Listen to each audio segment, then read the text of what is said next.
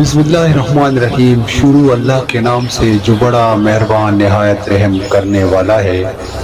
حضرت علی رضی اللہ تعالیٰ عنہ کی 5 نصیحتیں جو آپ کو کامیاب بنا دے گی۔ کمیل بن زید رحمۃ اللہ علیہ فرماتے ہیں کہ ایک مرتبہ حضرت علی رضی اللہ تعالیٰ عنہ نے میرا ہاتھ پکڑا اور فرمایا، اے خمید، یہ دل ایک برتن ہے، اس میں جو چاہے ڈال دو، اور اس کے بعد فرمایا کہ میں تمہیں 5 باتوں کی نصیحت کرتا ہوں، ان باتوں کو غور سے سنو اور ان کو اپنے پلے باندھ لو۔ یاد رکھو، اللہ کے علاوہ کسی سے کوئی امید نہ رکھنا، کیونکہ انسان کی ساری امیدوں کو پوری کرنے والی ذات صرف اللہ ہی کی ہے۔ اللہ کے علاوہ کوئی ذات نہیں جو کہ تمہاری امیدوں کو پورا کر سکے۔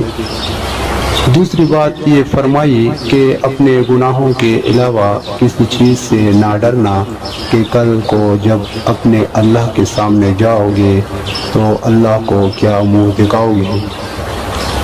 اس لیے ہر وقت یہ خوف اپنے دل میں رکھو کہ کوئی گناہ تم سے سرزد نہ ہو، اور جو گناہ تم سے سرزد ہو چکے ان پر اللہ سے استغفار کرو۔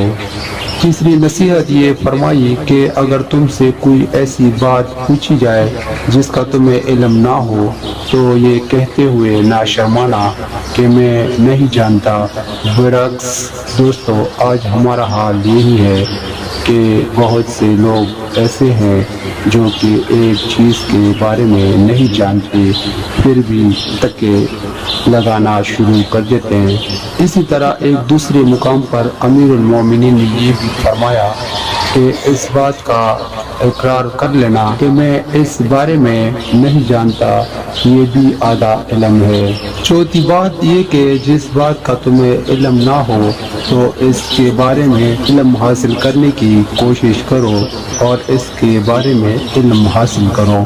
پھر آپ رضی اللہ تعالیٰ عنہ نے آخری بات یہ فرمائی کہ صبر کرو، ہر حال میں صبر کرنا انسان کے لیے بہتر ہے۔ بات یہ ہے کہ جس بات کا تمہیں علم نہ ہو تو اس کے بارے میں علم حاصل کرنے کی کوشش کرو اور اس کے بارے میں علم حاصل کرو۔ پھر آپ رضی اللہ تعالیٰ عنہ نے آخری بات یہ فرمائی کہ صبر کرو، ہر حال میں صبر کرنا انسان کے لیے بہتر ہے، اور صبر ایمان کا حصہ ہے، بلکہ یہاں تک فرمایا کہ صبر کا مقام ایمان میں اس طرح سے ہے جیسے کہ بدن میں سر کا مقام ہے۔